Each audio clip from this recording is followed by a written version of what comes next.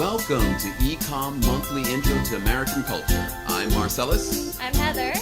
And this month is the month of November. And as you can see by my colorful friend here, what that means for a lot of Americans is Thanksgiving. Yes, Thanksgiving. I have to say, I think Thanksgiving is my favorite holiday. Mine too, actually. Yeah, we don't have the pressures of gift giving and the expense, And but we have family time and lots of good food. that's what I was going to say. We get to eat a lot of good food. Now, what Thanksgiving is a time when Americans take a moment to think about and talk about the things that they are thankful for. The reason why they want to say thank you. It could be for having a good family. It could be for being able to have the opportunity to have a good meal. But you want to stop and take time to think about what it is that makes you feel thankful. And also, Thanksgiving is a time for a lot of Americans to get together, for a lot of American families to get together.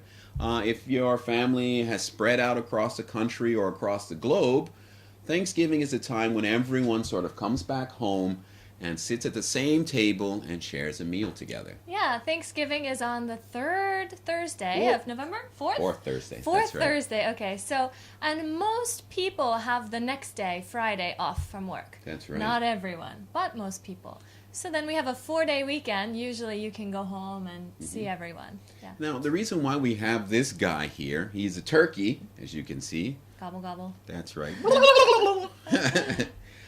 Turkey is one of the traditional foods that we eat at Thanksgiving time. That's true. And I think the foods we eat are supposed to reflect the food that was harvested in the original, what we're having Thanksgiving about, right? Thanking That's the right. Native Americans for helping the first immigrants survive the winter. That's right. So we have turkey, we have pumpkin pie, Cranberry. mashed potatoes, things. sweet potatoes. That's right.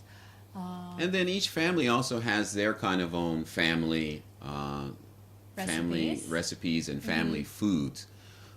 So it depends on the family, but the main things are turkey, cranberry, something or other, and pumpkin pie. Yeah. Yum. Anyway, let's get started. Let's begin. All right, everyone. This brings us to this month's cultural topic, which is games we played in our childhood. All right. So our first keyword is tag. That's right. Our second keyword is hide and seek. And our last keyword is Mother May I.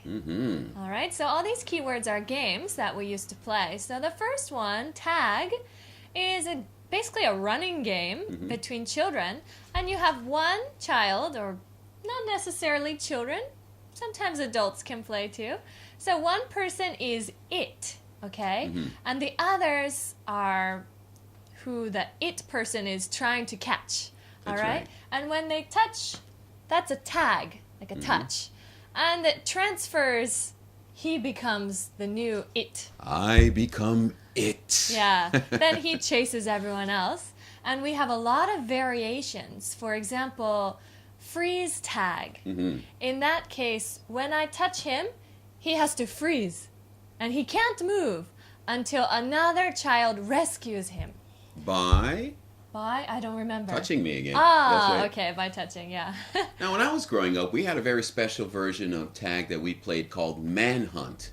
And what we did was we gathered all the children in the neighborhood, and we used the whole neighborhood as the play zone. And what we would do was break up into two teams, and then one team would run off, and the other team would wait 5 minutes, and then we would chase after the team that ran. And when we tagged the person, that person became part of our team until their team shrank down until there was only one guy left.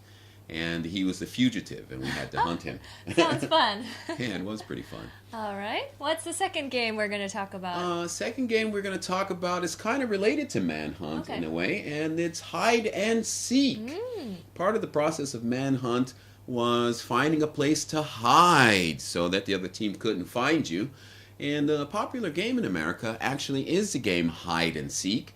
Usually it's played one person covers their eyes or they put their face against a tree like this and they count to 50 or 100, whatever number you decide as a group, and then the rest of the children run off and they hide. Yeah. Now you can play that game outside or you can play it inside of the house if you live in a house big enough that has enough spaces to hide in.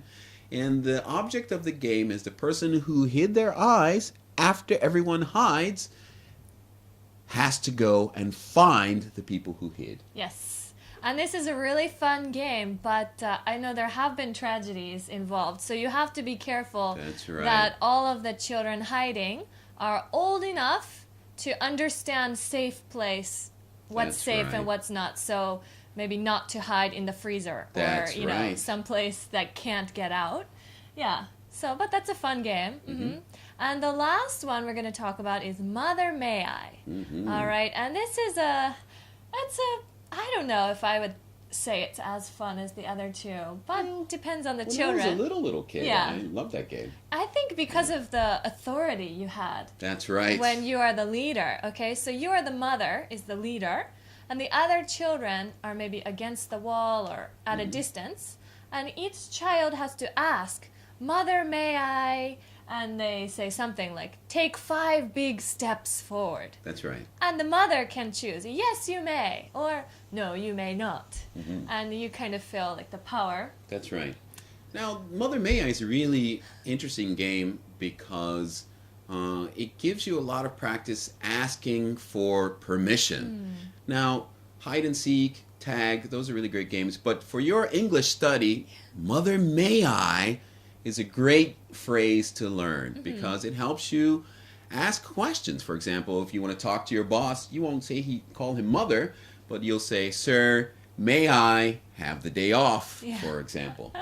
May I have a raise? That's right. Or if you get on the bus and there's an empty seat and you're not sure if someone's sitting there, you can say, may I sit here? Yeah, Very useful phrase. it is. Let's try. All right. See you in a bit.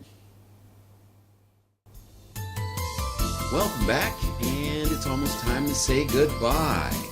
This being the month of November, I'm sure a lot of you are preparing for the holiday season.